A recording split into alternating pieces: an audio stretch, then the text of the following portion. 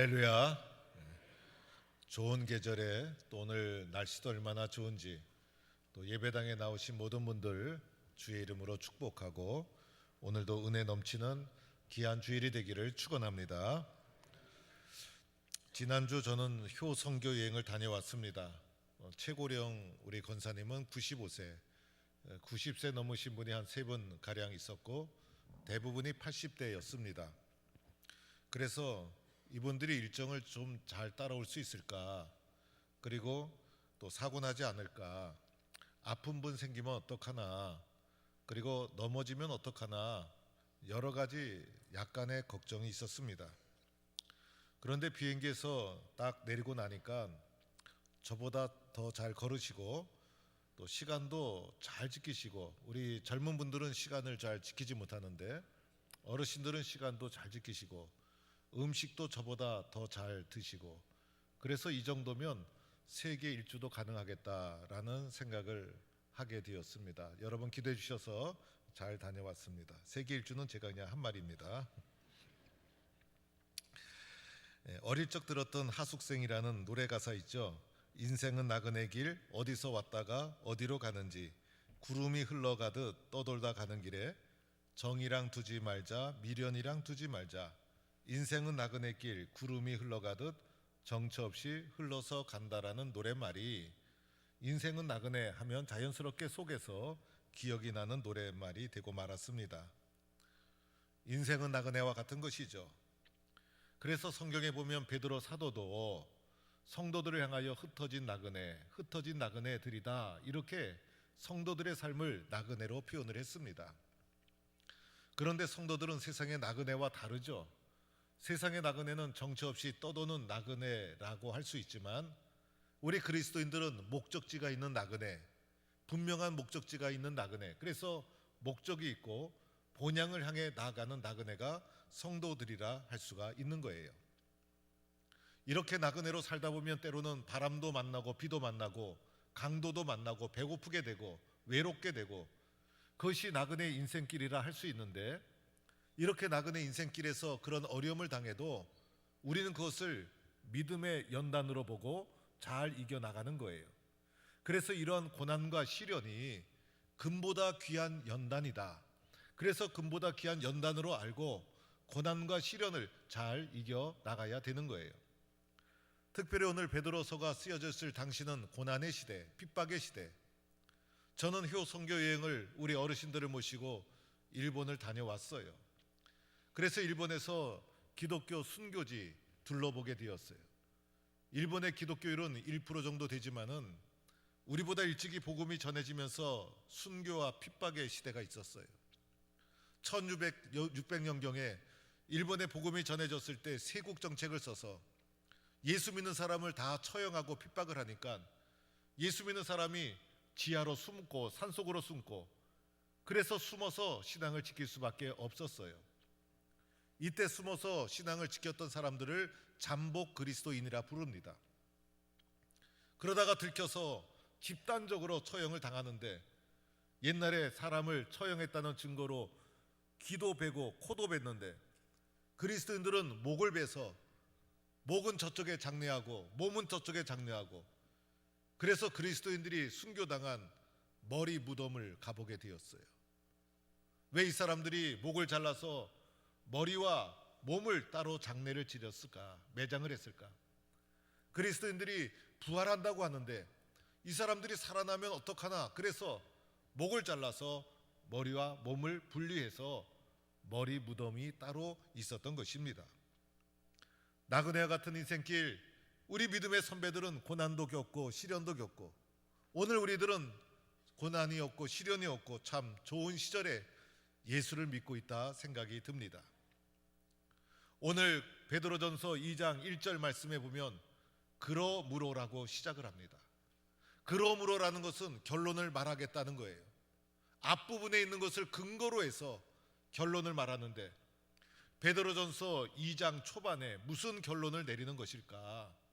오늘 이 앞부분에 말씀을 한번 살펴보니, 앞부분에 우리 그리스도인들이 어떤 존재인가, 그리스도인의 정체성에 대해서 베드로가 말씀하고 있어요.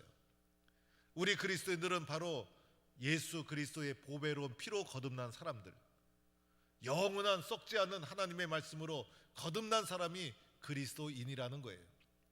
세상의 모든 것은 썩어 없어질 것이지만 우리는 예수 그리스도의 보배로운 피로 거듭나고 영원한 하나님의 말씀으로 거듭난 사람이 저와 여러분이라는 거예요. 여러분, 예수님의 피로 거듭난 자라는 것을 믿으시면 아멘 하시기 바랍니다.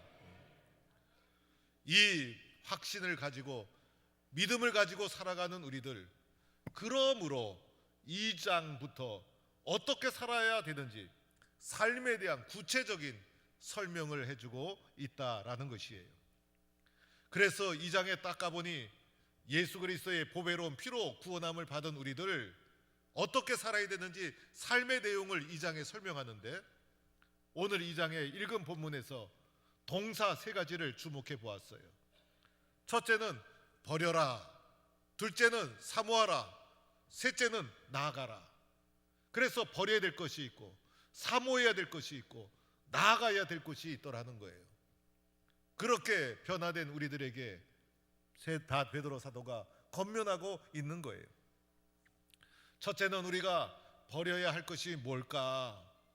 예수 믿고 새 생명 얻었는데 우리가 버려야 될 것이 있더라는 거예요. 그래서 2장 1절에 보니까 버려야 될 것을 설명하는데, 모든 악독, 이거 버리라는 거예요. 여러분, 죄 아래 있는 우리들의 마음속에 있는 악의, 악독, 이거 버리라는 거예요. 다른 사람을 공격하고 쓰러뜨리고, 이거 버리라는 거예요. 이어지는 말씀 보니까 모든 기만, 이렇게 번역되어 있어요. 기만은 속임수, 우리는 속고 속이며 살아가지 않습니까? 여러분 예수 믿지만 여러분 속이는 일 없습니까? 그래서 이 속고 속이는 이 모든 거짓된 것 버리라는 거예요. 그리고 외식, 이렇게 말하죠. 외식은 위선은 겉과 속이 다른 것. 그래서 예수님이 위선하는 바리새인들을 질타했고, 오늘 이 위선의 모습이 우리 속에도 있다라는 거예요. 이 모습 버리라는 거예요. 시기, 그죠? 시샘이라고 할 수 있어요. 우리의 마음속에 시기와 질투가 끊임없이 올라오고, 모든 문제의 뿌리는 시기 질투에서 올라오는데, 이 시기 질투, 예수 그리스도의 보배로운 피로 거듭난 우리들 버리라. 그리고 모든 비방하는 말, 헐뜯는 말, 비방하고 공격하는 말 버려라. 이 모든 것은 성도들 간의 신뢰를 깨트리고 공동체를 무너뜨리는 잘못된 죄의 유산들 버려라, 이렇게 말씀하고 있어요. 그런데 이 모든 것을 보니까 이 모든 것은 내 속에 있는 거예요. 내 속에 있는 것, 내 속에서 올라오는 것들이에요. 예수 그리스도의 십자가의 피로 나의 죄와 나의 속사람이 용서받고 새사람 되었는데, 이런 과거의 옛사람, 죄 아래에 있는 성품과 성향을 버려라. 버리지 못한 사람 있죠, 여러분. 버리지 못하고 끌어안고 있는 사람들, 쓰레기 같은 것도 버리지 못해요. 버려야 됐다, 이거예요. 여러분, 우리가 예수 믿고 교회 나오지만은 교회 나온다고 해서 금방 천사가 되고 성인이 되는 것이 아니죠. 여전히 우리 속에 분쟁이 있고 시기가 있고 질투가 있고 거짓이 있고 위선이 있고, 내 속에서 올라오는 이러한 것과 싸우는 것이 신앙생활이에요. 신앙생활은 나와 싸우는 것, 나와 치열하게 싸워야 돼요. 신앙생활을 다른 사람과 싸우는 것으로 착각해서 안 돼요, 여러분. 신앙생활은 바로 나와의 싸움이 바로 신앙의 싸움이 신앙의 길이요. 이런 가운데 내 속에 있는 버려야 될 것을 아낌없이 이렇게 버려야 된다는 거예요. 사람은요, 원래 부정적인 존재예요. 제 아래에 있는 영혼이고 육신이고 양심이기 때문에 이기적이고 부정적인 존재. 그래서 늘 비교하고 비방하고 부정적인 말과 생각이 먼저 떠오르게 되어 있어요. 교회에서도 저 사람 새신자인데 언제부터 교회 나왔다고 저렇게 앞에서 설치나, 저 사람 교회 나온 지 얼마 안 됐는데 왜 저렇게 교회에서 주인 행세할까, 왜 저 사람 우리 교회 온 지 얼마 안 됐는데 우리 교회에서 대장 노릇을 하는 걸까? 우리 교회는 늘 문제가 많아. 저분은 왜 저렇게 아멘 소리 크게 하지? 저 사람은 기도 좀 조용히 했으면 좋겠는데 왜 저렇게 통성기도 할까? 늘 불평하고 원망하는 사람이 있어요. 불평, 원망하면요, 마귀의 전략에 이미 걸려든 거예요. 교회는요, 오래 다닌 사람, 직분 높은 사람이 조용하고 새 가족들이 마음껏 설쳐야 교회가 잘 되는 거예요. 그래서 교회에서도 옛사람의 죄악된 모습 벗어버리고 긍정의 마음, 긍정의 언어를 사용해야 돼요. 우리 교회는 잘 된다. 우리 성도들 참 좋다. 우리 교회 사랑이 넘친다. 아멘 좀 크게 하면 얼마나 좋을까? 우리 교회 잘 된다. 우리 교회 성도들 참 좋다. 우리 교회 장로님들 너무 훌륭하다. 세상에서 제일 좋은 교회는 우리 교회다. 우리 교회 김영걸 목사 참 좋은 목사다. 긍정적으로 칭찬하면 듣는 사람 좋고 말하는 사람 평안하고, 다툼과 불평과 원망은 마귀의 전매 특허, 칭찬과 기쁨과 감사는 하나님 나라의 전매 특허. 그래서 버려야 될 것을 깨끗하게 버리는 성도가 되기를 축원합니다. 두 번째로는 버리고 나서는 사모해야 돼요. 사모해라. 무엇을 사모해야 되는가? 간절히 원하라는 거예요. 2절에 나오죠. 갓난 아이들처럼 순전하고 신령한 젖을 사모하라는 거예요. 나는 갓난 아기다. 갓난 아기는 젖을 먹어야 살 수가 있어요. 그래서 순전한 마음으로 신령한 젖을 사모하라고 했는데, 여기서 신령한 젖은 하나님의 말씀인 거예요. 이 하나님의 말씀을 갓난 아이처럼 순전한 마음으로 사모하는 거예요. 갓난 아이는 어떠합니까, 여러분? 젖을 물려주면 그냥 빨아요. 갓난 아이가 젖을 줬더니 나는 돈가스 줘요. 나는 국수 먹을래요. 나는 카레라이스 먹을래요. 갓난 아이는 불평하지 않아요. 갓난 아이는 따지지 않아요. 배고프면 배고프다고 울고, 우는 애에게 젖을 물려주면 그저 만족하고 기쁨으로 빠는 거예요. 이렇게 순전한 마음으로 하나님의 말씀을 사모해야 된다. 이것이 하나님의 말씀을 대하는 우리들의 자세여야 하는 거예요. 우리들은요, 말씀의 맛을 이미 다 본 사람, 그래서 하나님의 말씀을 맛보아 안 우리들, 갓난 아이처럼 순전한 마음으로 신령한 젖을 사모해서 건강하게 성장하는 그리스도인이 되기를 축원합니다. 성도들 가운데는 은혜를 판단하는 분들이 있어요. 이건 은혜가 돼, 이건 은혜가 안 돼. 판단하는 분들은 성장하지 못해요.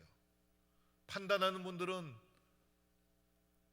은혜로운 사람이 되지 못해요. 은혜는 내가 판단하는 것이 아니라 어린아이처럼 아멘하고 순종하여 받으면 되는 거예요. 말씀을 들어도 은혜 받지 못하는 이유가 있죠. 은혜 받지 못하는 이유는요, 갓난 아이처럼 순전한 마음으로 사모하지 않기 때문인 거예요. 은혜 받는 이유가 있죠. 갓난 아이처럼 순전한 마음으로 사모하기 때문인 거예요. 어린아이는 젖을 먹지 않으면 성장하지 못해요. 젖을 먹지 못하면 성장하지 못하고 죽게 되는 거예요. 젖을 먹을 때 꿀꺽하고 내 마음속에 긍정적인 마음으로 믿음으로 받아들이면 그것이 양분이 되어서 성장의 재료가 되는 거예요. 하나님의 말씀을 받을 때 긍정적으로 꿀꺽하고 마음속에 집어넣으면 그것이 내 성장의 양분이 되고 힘이 되는 거예요. 그래서 말씀을 받을 때도 아멘하고 받고 긍정으로 받고, 오늘 말씀해 보니 구원에 이르도록 자라게 함이라. 그래서 늘 성장하고 마침내 구원의 완성을 이루어가는 성도가 되어야 하는 것입니다. 갓난아이처럼 순전한 마음으로 사모하는 성도가 되기를 축원합니다. 이렇게 사모하고 나서 세 번째는 나아가야 하는 거예요. 나가는 거예요. 힘차게 나가야 하는데, 힘차게 나가는 목표점이 누군가? 예수 그리스도이십니다. 목적지를 알아야 부산으로 가는지 서울로 가는지 목적지가 분명해야 되지 않습니까? 우리의 목적은 산돌이신 예수 그리스도, 예수 그리스도를 향하여 나가는 거예요. 예수님은 보배로운 분, 예수님은 살아있는 돌, 산돌이신 예수님, 세상에 썩어질 돌과 구별되는 산돌이신 예수님, 그분에게 나아가는 거예요. 여러분, 우리가 예수 믿고 성도가 되지 않았습니까? 그래서 예수 믿고 성도가 된 우리들 사모하라, 그래서 나아가라, 성장을 해야 된다는 거예요. 예수님의 장성한 분량에 이르도록 성장해야 되는 거예요. 그래서 우리의 신앙의 목표가 예수님이어야 하는 거예요. 그래서 우리의 마음속에 내가 어떻게 하면 예수님과 가까이 갈 수 있을까? 내가 어떻게 하면 예수님께 나아갈 수 있을까? 내가 어떻게 하면 예수님과 붙어 있을 수 있을까? 어떻게 하면 예수님의 장성한 분량에 이를 수 있을까? 늘 우리의 신앙의 초점이 예수님이어야 하는데, 신앙의 초점이 예수님이 되지 못하면 시험이 들게 되는 거예요. 예수님과 나 사이에 틈이 벌어져서는 안 돼요. 틈이 벌어지면 그 틈으로 마귀가 끼어들게 되어 있는 거예요. 그래서 예수님과 붙어 있어서 신령한 집으로 세워지는 거예요. 신령한 집은 교회를 가리키는 거예요. 베드로전서에서는 나 개인이 신령한 집으로 세워지는 것과 하나님의 신령한 집 교회와 분리하지 않아요. 나 자신이 신령한 집으로 세워지는 것이 곧 교회이고, 나 하나가 신령한 집으로 세워져서 교회의 공동체가 이루어지고 개인과 공동체를 분리하지 않아요. 나 하나가 신령한 집으로 세워지도록 먼저 제사장 직분을 감당하는 거예요. 우리의 최종 목표는 이 세상 속에서 제사장직을 감당하는 것, 주님께서 맡겨주신 제사장 사명을 감당하는 것. 그래서 우리의 사명을 9절에 자세히 설명하기를, 우리는 택하신 족속, 하나님이 택해 주셨다는 거예요. 내가 하나님을 택한 것이 아니라 하나님이 나를 택해 주셨어요. 선생님이 택해줘도 그렇게 기쁜데, 목사님이 불러줘도 그렇게 기쁜데, 나를 누가 택해 주셨어요? 하나님. 하나님이 택해 주신 성도임을 믿기를 바랍니다. 또 왕같은 제사장, 제사장이지만은 왕같은 권세와 권위를 가진 제사장, 이 주님이 주신 제사장 직분은 누구도 빼앗아갈 수가 없어요. 거룩한 나라, 세상과 구별되는 거룩한 나라로 나를 불러주신 거예요. 나를 통해서 이 세상을 바꿔나가는 거예요. 그리고 그의 소유된 백성, 우리는 세상에 살지만은 나는 하나님의 소유예요. 그리하여 나를 통하여 주님의 아름다운 덕, 이 세상을 향한 하나님의 선교적 사명을 이루어 가도록 만들어 주시는 거예요. 이 제사장적 사명을 잘 감당하는 성도가 되기를 축원합니다. 우리나라는요, 선지자가 너무 많아요. 우리나라는 예언자가 너무 많아요.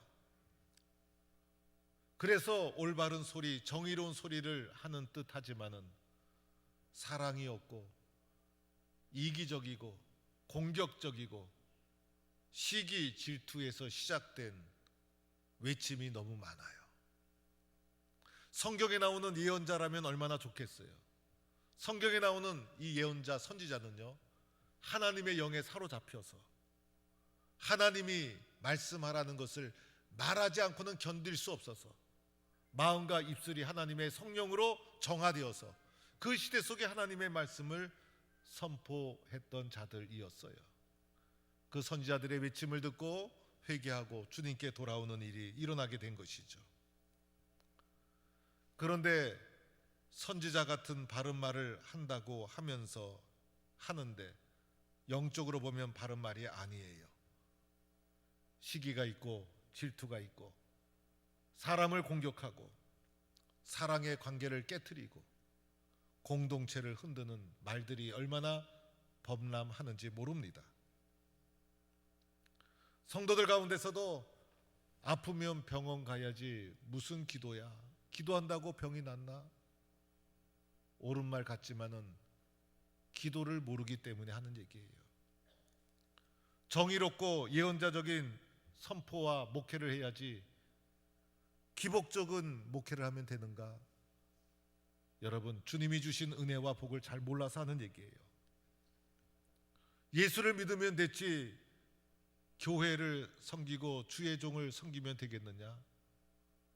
여러분, 예수 믿는 거하고 교회와 주의 종을 섬기는 것이 무슨 의미가 있는지 잘 몰라서 하는 얘기예요.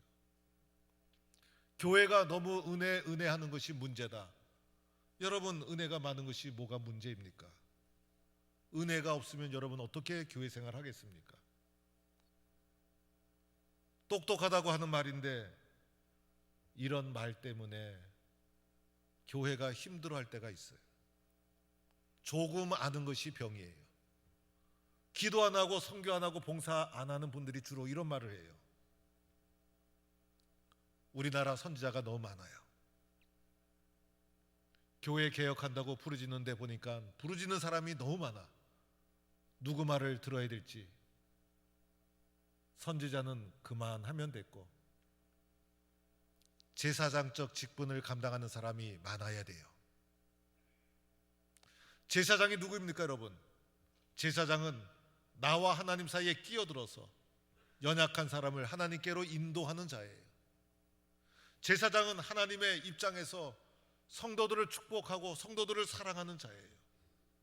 제사장은 성도들의 아픔과 문제가 있으면 그것을 내 문제로 끌어안고 하나님께 대신 기도하는 중보적 사역을 하는 자가 제사장이에요. 오늘 주님이 말씀하시죠. 너희는 왕같은 제사장이다. 이 제사장직을, 왕같은 제사장직을 우리는 감당해야 되는 거예요. 선지자보다 제사장이 되기를 힘써야 되는 거예요. 사랑하는 성도 여러분, 예수 믿고 변화된 우리들, 나그네와 같은 믿음의 길을 걸어갈 때 핍박과 어려움이 있어요. 시험과 고난이 있어요. 여러분, 버려야 될 것은 깨끗하게 버립시다. 그리고 갓난 아이처럼 순전하고 신령한 젖을 사모합시다. 그리고 힘차게 예수님을 향해 나아갑시다. 그래야 주님이 주신 왕같은 제사장직, 이 소중한 제사장직을 사명으로 잘 감당해 나갑시다. 그리하여 우리 교회와 우리 성도를 통해서 하나님의 놀라운 뜻이 이루어지기를 간절히 축원합니다.